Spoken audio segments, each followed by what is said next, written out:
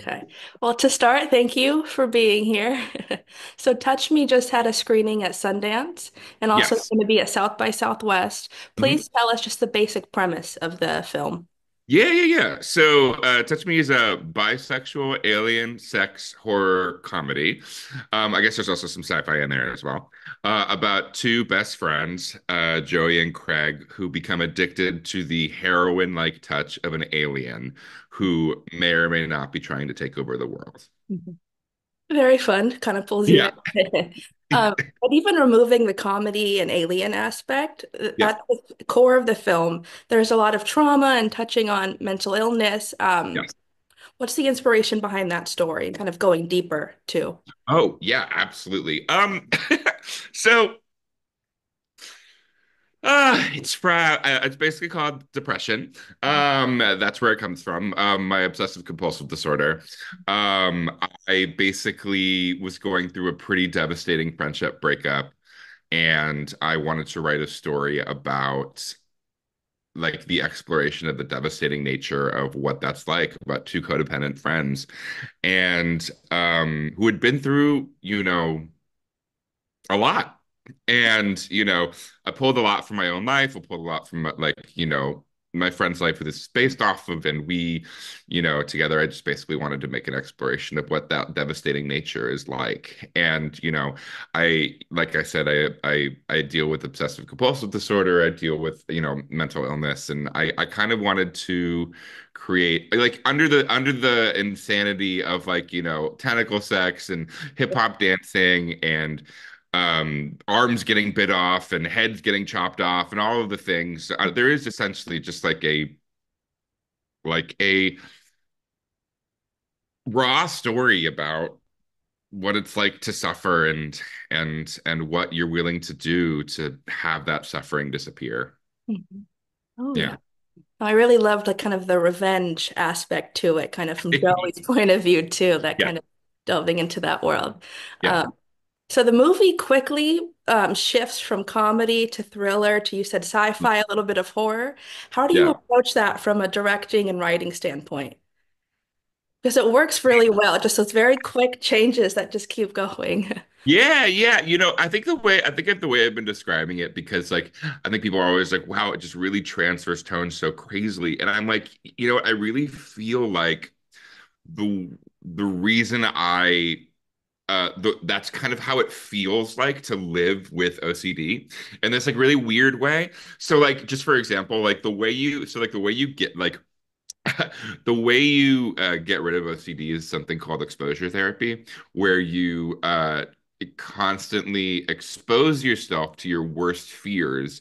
And one way you can do it is through, it's kind of like mirroring what she does in the very first monologue, where she like gives this like fantastical story. So like for example, like if you're afraid that your boyfriend is going to break up with you, which I have this fear of, like what you're supposed to do is you have this fear of like, okay, well, my boyfriend's going to break up with me. So I'm going to write a scenario in my brain in which my boyfriend's breaking up with me. But while it's happening, two unicorns are dueling in the background.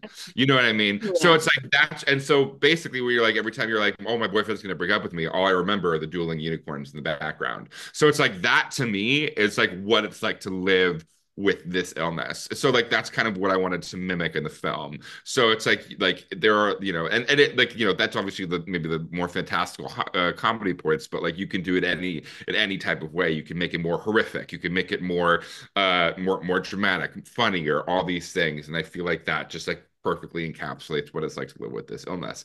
So when I was approaching it in the film, and I knew I wanted to talk about these sorts of things. I felt like that was like a perfect kind of way to introduce tonally what it's like to be in that little world. Now you capture that perfectly because there are times I'd be like laughing, enjoying myself, and then scared the next second. Yeah. I just kind of, yeah. Also, early on, there is a funny Paget Brewster cameo. How did this come to be? Oh yeah. Paget's a friend of mine. Mhm. She was in my first film as a therapist. It's funny. It's like she was like I was like, Paget, do you want to come play for a day? Like, there's a therapist character, and there's like kind of this Karen character, and she's like, I think I'll play like, I think I'm gonna probably gear towards the Karen character. Like, I'm not sure at shooting Criminal Minds till later, so I'm free. And I was like, oh, perfect. And then she read it. She's like, oh, also, I'll play the therapist character, either one. And I was just like, oh, bless. But she's just one of the best Oh, people yeah. alive. Is like really down to clown, like whatever. And so I was really grateful that she chose to be a part of my second Oh, film. a fun little, like, just unexpected, quick thing, Yeah, but yeah, funny. yeah. So, working with a smaller cast who are together for a huge chunk of the movie, what is that dynamic like on set? Fortunately, we had just like um like just great people. Like, you'll meet them like, Marlene and Lou and Olivia and Jordan are just like like gems of humans. And I knew when I was casting this, like it was going to be a difficult process just because the movie is I personally don't think it's that weird, but like I understand when people read it, they're like, what the hell is this? And I'm like, I get it. I get it.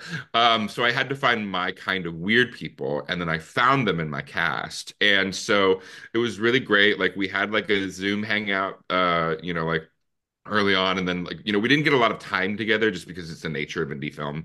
But like we did get to do some dissections of the script, and we definitely got to do a read through, and uh, and that was great. But it was really, I don't know, it was one of those things. It's like that perfect storm where a lot of directing, everybody says this is just casting, and I cast based off like who I feel are like just like the best humans for the role, and everybody's just an incredible human. So when we got on set, the dynamics were great because everybody just wanted to be there and was having a good time.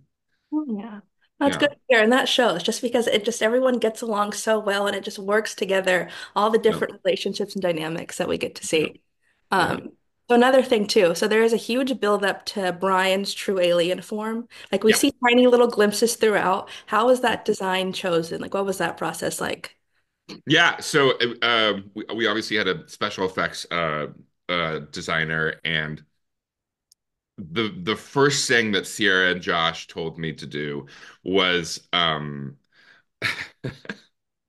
I really need to plan this better because it's so funny. So like not because like because I have the my original like shot list drawings of the specifically the special effects because Sierra and Josh are like, well, we need to know what you want to show in order for us to get designing. And I was like, cool. And I had visual references. I made them a whole like visual reference deck. Like, a lot of my um references the kind of basis of the whole style of the film is like Japanese cinema of the 60s and 70s, and so I was going for this kind of vintage kind of exploitation style of movie. And there are certain movies with like creatures like as The Untamed and that I wanted to create in terms of like what I wanted the alien to look like. But I drew a stick figure Okay. of the alien with like two little weird claws and some tentacles and like a jaggedy mouth. And I was like this. And they're like, bet. And they literally recreated that and much better. But it was just so funny how I was like, oh, they were able to see through my like weird little stick figure and actually create something that I really, and it was really cool because, like we were like, we didn't have like $80 million, but like the most beautiful thing about that is like when you get to play in the sandbox of what you have. And so we got to deal with like models. So we 3D printed like a 2 foot model of the alien and submerged it in water.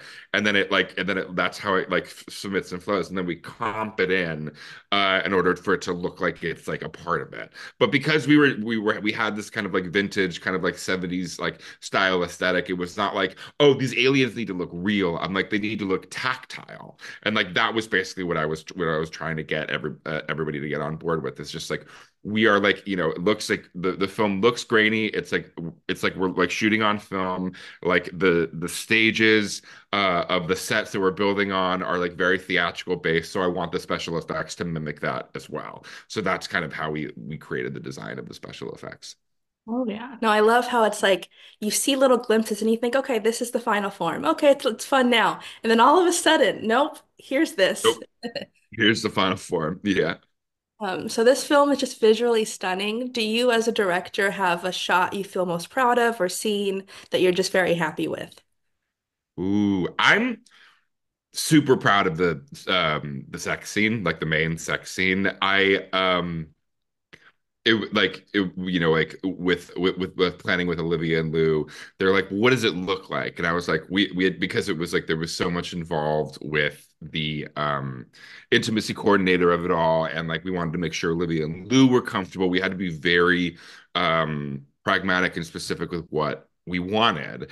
And so we built that from the very beginning, me and my amazing photographer Dustin Supinchek. We built the shot list so everybody knew what was happening the entire time. And then when you couple that in with the lighting, and then you like with the editing and with the score, like kind of all together, it just like comes like literally for me feels like orgasmic to the point where she's lifted up and like the flutes are like overwhelming us. Like that entire section to me is just really, it's weird to call tentacle sex beautiful. Like but I It really I is. really love like the entire look of the whole thing, and I'm really proud of how we put that together because like I didn't want something because we say this and we joke all the time like like about like, oh, like there's tentacle sex, we're doing all this stuff, but it's like I'm not trying to be exploitative. It's more of like a tasteful type of situation. So like that, like that's what like wanted to recreate with the actors, and I'm very proud of that whole section. Yeah. And that singular shot where it pulls out and she's just being lifted up. I think that Mhm. is my favorite shot of the whole movie. The Yeah, light, the I room. love it. Oh, Yeah. yeah. Okay, so this movie ends in a way that kind of sets up a possible sequel. Is that something you've thought about or would consider? Listen, if this movie somehow warrants a sequel, you best believe I'm gonna write it. I don't have necessarily thoughts about it, but I mean, like, it could turn. Listen, she's missing a hand now. She can chop off her hand and have a little spike in there if she wants. And obviously, there are other Brian clones throughout the world, so she's got to do some killing. But if somebody wants to give me the money, I will definitely make something because I love living in this world and I think it's such a fun time. Here's to hoping, because when it ended, I'm like, I want to see her go chase down all the clones with Oh the yes. white powder and Yeah. everything. So, what do you hope lingers with festival goers who will watch this movie? Kind of what do you hope will people's takeaway really be? Yeah, I love genre filmmaking because I feel like genre has an incredible ability to talk about things in the side through the side. So while you're like going through a film and it's about certain things, like you're able to not only be entertained but also be um, filled with things that you want to discuss afterwards. And we deal with some heavy topics in this movie. It's weird to say that we do, and this type of thing based on how ridiculous it is. But I think that's why I love genre. Is like you have the ability to make people laugh, and at the end, you're like, oh, it's like that's what it's like to go through a friendship breakup. That's what it's like to have trauma as a child. That's what it's like to live with a mental illness. And if anything, I just want people to feel less alone. I think all of my films will always be kind of dissecting this idea of like what it's like to live with mental illness and like how and trauma and like how do we move forward with that. And I think Joey's entire like modus operandi at the beginning is to just like sit into the couch and lose yourself in the nothingness, but like dwelling on the past and doing that is and ultimately like the stories about addiction and chasing that dragon is essentially so counterintuitive to how you move forward. And ultimately, like, I don't know if I have an answer for how you move forward through all the shit that we all deal with, but I do know that, you know, having purpose feeling like you're moving towards something, whatever that is, um, helps with the noise. And I want people to feel less alone. Yeah, I like that. Kind of with what you were saying, a question I actually had for Jordan, but I'm interested on your take too. Yeah. So with Joey and Craig, that jealousy they feel, is it just Brian or is it also over losing each other, kind of their friendship possibly too?